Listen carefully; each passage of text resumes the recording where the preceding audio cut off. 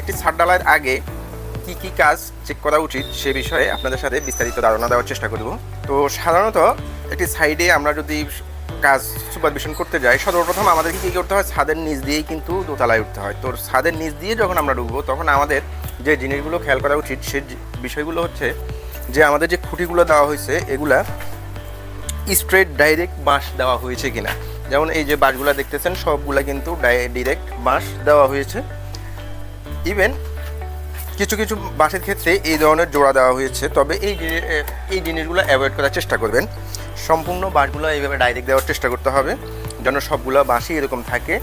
আর এই বাঁশগুলো অ্যাভয়েড করার চেষ্টা করতে হবে, কারণ হচ্ছে এগুলো কিন্তু যেহেতু এখানে জোড়া দেওয়া আছে বা ল্যাপিং দেওয়া আছে, উপর থেকে যখন ডালাইয়ের মশলাটা পড়বে এটা স্প্রিং করে কিন্তু আমাদের শাটারিংটা আপ ডাউন হওয়ার চেষ্টা করবে। তো সেক্ষেত্রে আমাদের বাঁশগুলা এইভাবে একেবারে স্ট্রেট যে বাঁশগুলা দেখতেছেন এরকম বাঁশ দেখতে হবে, এবং হচ্ছে বাঁশগুলা যেন এটার মতো একেবারে পোক্ত হয়, মোটা স্ট্রেট এবং হচ্ছে পোক্ত হয়, এই ধরনের শক্ত বাঁশ ইউজ করতে হবে। অনেক ক্ষেত্রে দেখা যায় যে বাঁশের আগা ইউজ করা হয়। আমাদের বাঁশ যখন মানুষ ইউজ করে বা একেবারে আগার দিকের যে বাঁশগুলো, ওগুলো শাটারিংয়ের ক্ষেত্রে ব্যবহার করা যাবে না। আমরা অনেক সাইটে গেলে এই জিনিসটা দেখতে পাই। সেকেন্ড যে বিষয়টা সেটা তো বললাম যে ল্যাপিং যে বাঁশগুলো দেওয়া আছে এগুলো পরিবর্তন করতে হবে।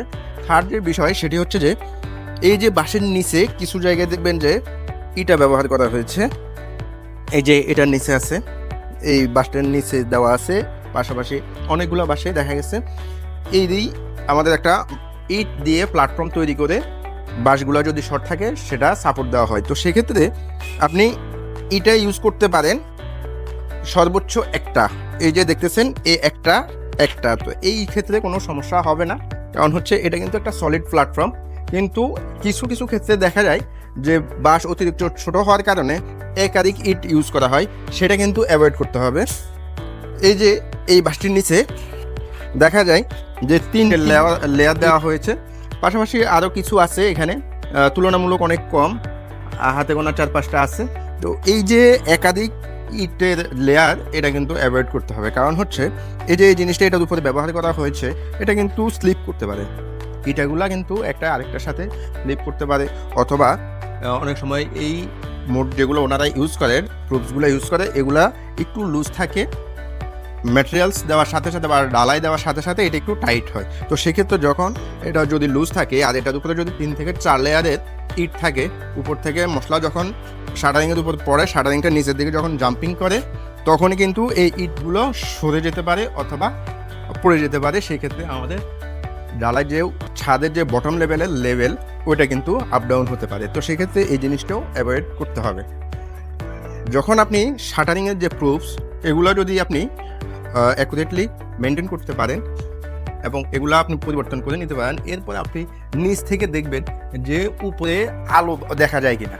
যেমন হচ্ছে এই যে আমাদের এই শাটারিংটা যদি আপনি লক্ষ্য করেন তাহলে দেখবেন যে দুটি কাঠের মধ্যখানে পর্যাপ্ত ফাঁকা আছে, প্রায় 1 থেকে 1.5 ইঞ্চি ফাঁকা আছে। এই জায়গাগুলোতে কিন্তু যখন ঢালাই দিবে ভাইব্রেট করার সাথে সাথে অনেকটা ঢালাইটা এদিকে বেরিয়ে আসবে, পেট অনেকটা বলা হয় যে ফুলে আসবে, এই অংশটুকু ফুলে যাবে অথবা পেট বের হয়ে যাবে। এরকম অনেকগুলো শাটারিংয়ের যদি কোনো প্রবলেম দেখেন তাহলে এইসব ক্ষেত্রে রূপবান শিট দিয়ে দিতে হবে অথবা মোটা শিট কেটে এইসব জায়গায় ব্যবহার করতে হবে। এরকম আপনি নিচে হেঁটে হেঁটে দেখবেন যে আপনার শাটারিংয়ের কোথাও বড় গ্যাপ আছে কিনা, যদি থাকে সেখানে অবশ্যই রূপবান শিট লাগাতে হবে। এই যে এই বিমের সাইডটা একটু শো করো, এই যে আমাদের এই বিমের সাইডটা যদি আপনারা লক্ষ্য করেন তাহলে দেখবেন যে দুটি কাঠের মধ্যখানে কিন্তু পর্যাপ্ত গ্যাপ আছে। এই গ্যাপগুলোতে কিন্তু অবশ্যই রূপবান শিট দিয়ে নিতে হবে যেন ঢালাই দিলে এখান দিয়ে ঢালাইয়ের কোনো অংশ অতিরিক্ত বের হয়ে অথবা পেট অতিরিক্ত বের হয়ে না থাকে। এভাবে পুরো এরিয়া ঘুরে দেখবেন যে কোথাও অতিরিক্ত ফাঁকা বা গ্যাপ বা আলো দেখা যায় কিনা, আকাশ দেখা যায় কিনা আমার শাটারিংয়ের নিচ দিয়ে অতিরিক্ত গ্যাপ বা ফাঁকা যদি থাকে তাহলে সেগুলো অবশ্যই রূপবান শিট হোক অথবা শিট কেটে হোক সেগুলো অবশ্যই মেনটেন করবেন।